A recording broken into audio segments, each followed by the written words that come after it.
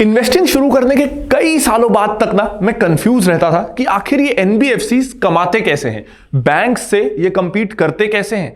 हम में से ज्यादातर लोगों को ना ये पता होता है कि एनबीएफसीज उनको लोन देते हैं जिनको बैंक्स लोन नहीं देते, लेकिन ये सच नहीं है। अगर ऐसा होता तो एनबीएफसीज के एनपीएस ज्यादा होते, तो ऐसा बिल्कुल नहीं है। ये एनबीएफसीज का बिजनेस मॉडल जरूरी नहीं है कि हो, कुछ एनबीएफसीज का हो सकता है। आज ना मैं आपको एनबीएफसीज का असली बिजनेस मॉडल बताने वाला हूं और कैसे वो बैंक से कंपीट करते हैं ये बताने वाला हूं। लेकिन इंट्रो में अगर मैं आपको इंटरेस्टिंग तरीके से बताना चाहूं ना बैंक्स और एनबीएफसीज का फर्क, तो वो ये है कि आपके शहर में जो लोकल थोक या होलसेल सब्जी बाजार है ना, वो है बैंक, और जो घर घर आके ठेले में लोन बांटता है ना, वो है एनबीएफसी। तो बस आप सब्जी को लोन से रिप्लेस कर दीजिए और ये थोक बाजार और घर घर सब्जी बेचने वाले के डिफरेंस से आप आसानी से समझ जाएंगे कि एनबीएफसी क्या है।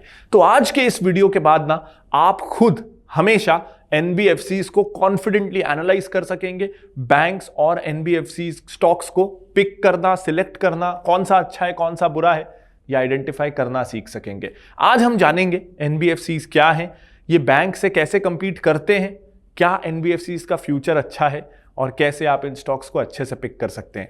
नमस्कार दोस्तों, मैं हूं Pranjal Kamra. Welcome to stock market classes season 2 episode 2। चलिए शुरू करते हैं फिनोलॉजी।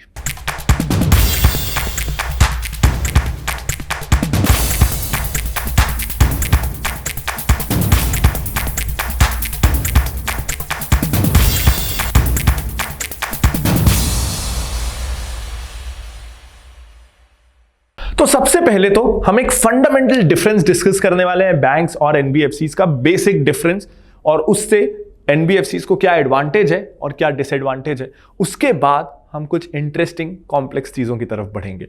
तो बेसिक डिफरेंस ये है कि बैंक ना करंट अकाउंट खोल सकते हैं और सेविंग्स अकाउंट खोल सकते हैं।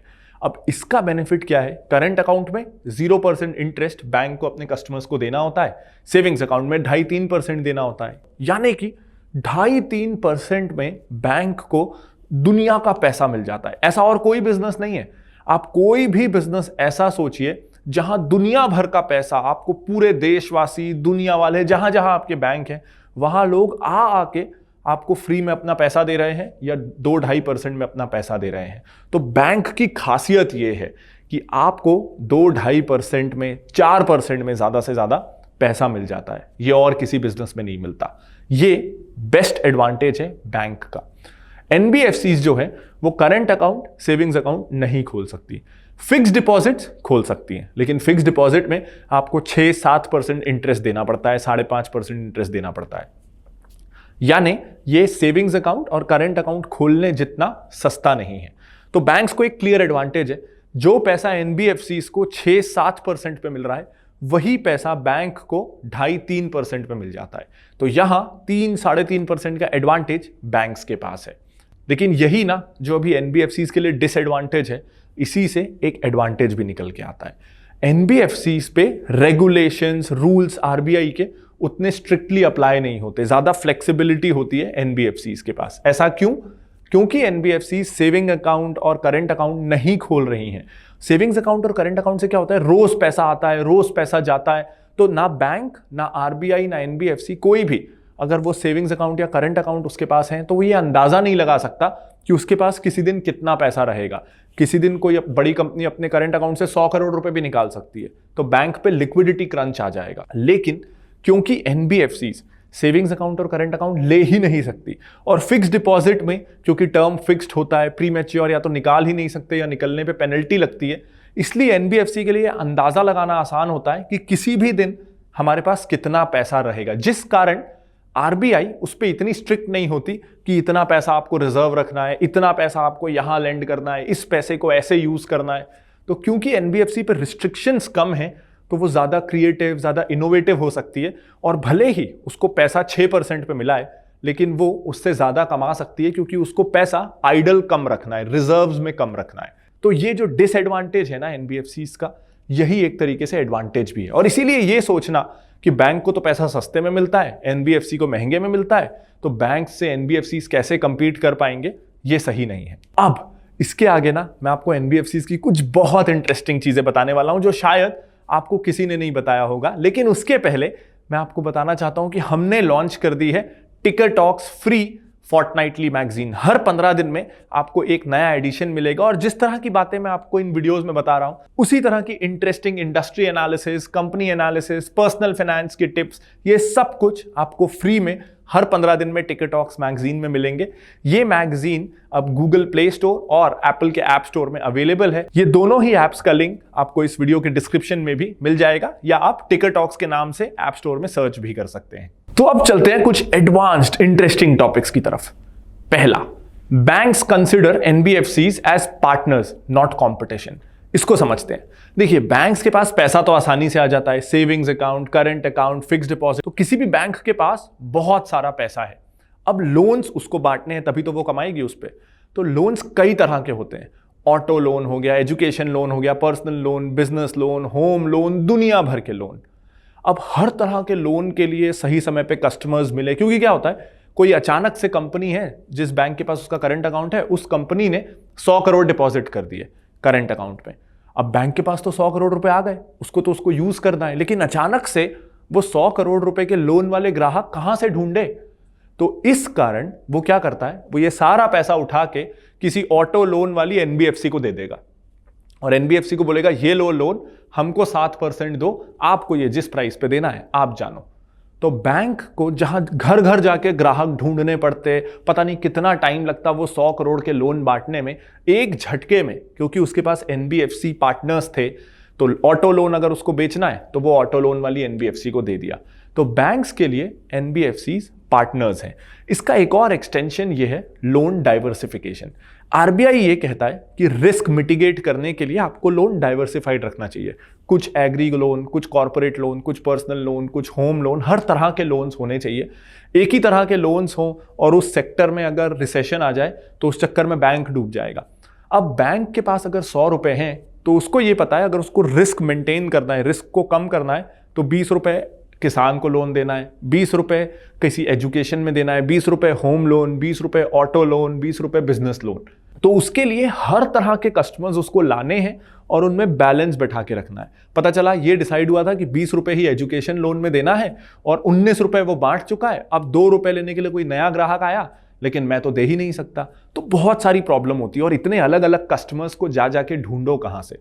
तो बैंक क्या कर सकता है, 20 रुपए एक एजुकेशन वाली एनबीएफसी को दे देगा, 20 रुपए बिजनेस लोन वाली, 20 रुपए होम लोन वाली, 20 रुपए एग्री या ऑटोमोबाइल लोन वाली, और अपने आप उसका ये जो डाइवर्सिफिकेशन है ये हो गया।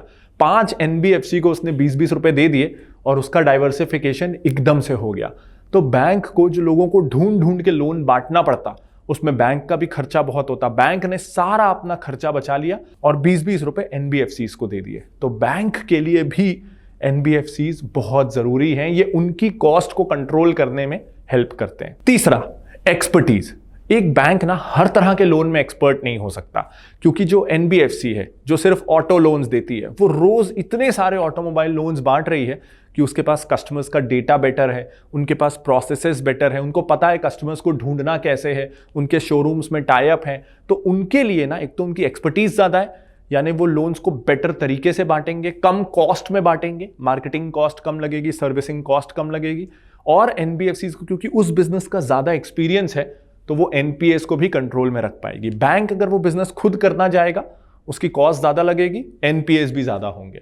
तो बैंक्स के लिए एनबीएफसीज जरूरी हैं। Next point is business model की वायबिलिटी। ज्यादातर एनबीएफसीज जो है ना, अगर हम हाउसिंग एनबीएफसीज को छोड़ दें, इनफैक्ट उसमें भी NBFCs usually smaller ticket size के लोन्स करती हैं। 1 लाख का लोन, 25,000 का लोन, 5 लाख का लोन, ज्यादा से ज्यादा 10-20 लाख का लोन, उससे ऊपर के लोन्स यूजुअली एनबीएफसीज नहीं करती।